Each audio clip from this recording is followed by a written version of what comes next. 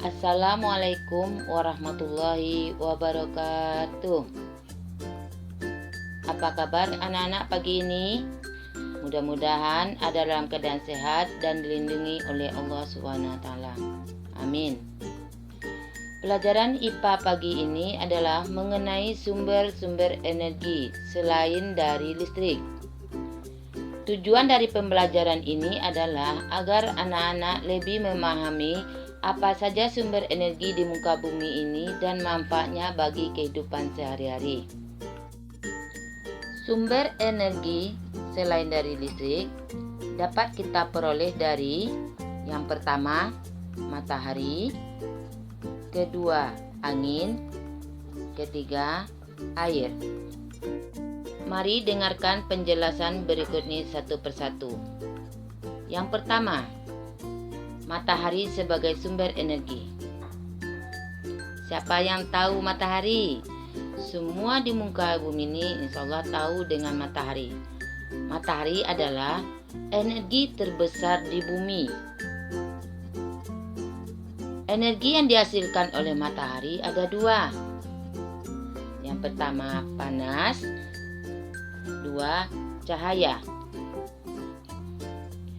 Matahari sangat dibutuhkan oleh makhluk hidup di muka bumi ini. Tanpa matahari, semua makhluk hidup di muka bumi ini akan mati. Siapa tahu apa saja itu makhluk hidup? Ya, makhluk hidup itu adalah manusia, tumbuhan, dan hewan. Ketiga makhluk hidup ini sangat membutuhkan matahari. Yang pertama kita bahas dulu manfaat matahari bagi manusia. Apa saja manfaat matahari bagi manusia? Yang pertama, sebagai sumber energi yang tak terbatas yang dimanfaatkan untuk keperluan sehari-hari. Apa saja keperluan sehari-hari itu?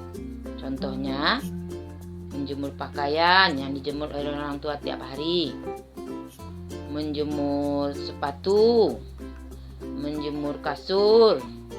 Bagi petani di sawah itu menjemur padi. Kalau bagi nelayan itu untuk menjemur ikan asin. Kalau petani di pinggir pantai atau nelayan itu membuat garam. Yang kedua, untuk mendapatkan vitamin D untuk menjaga kesehatan tulang. Dari mana vitamin D ini kita dapatkan? Dari sinar matahari yang mulai bersinar sampai jam 9 pagi. Itu sangat bagus untuk pembentukan atau kesehatan tulang kita. Yang ketiga, untuk menghangatkan tubuh bayi yang baru lahir dari cuaca dingin dan proses pemulihan kesehatan bagi orang sakit. Yang kedua, manfaat matahari bagi tumbuhan. 1. Manfaatnya membantu proses fotosintesis. Apa itu fotosintesis?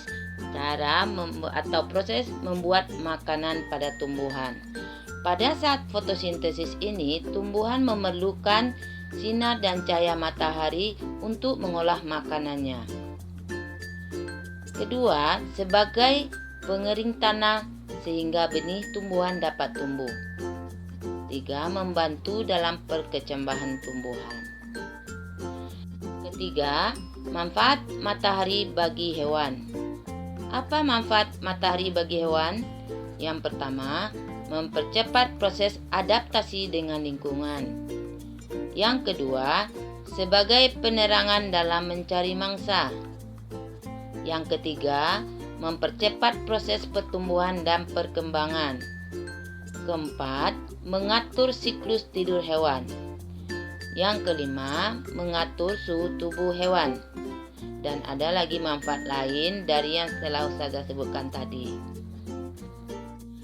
Secara umum, manfaat panas matahari bagi makhluk hidup adalah untuk memanaskan bumi dan cahayanya untuk penerangan di bumi.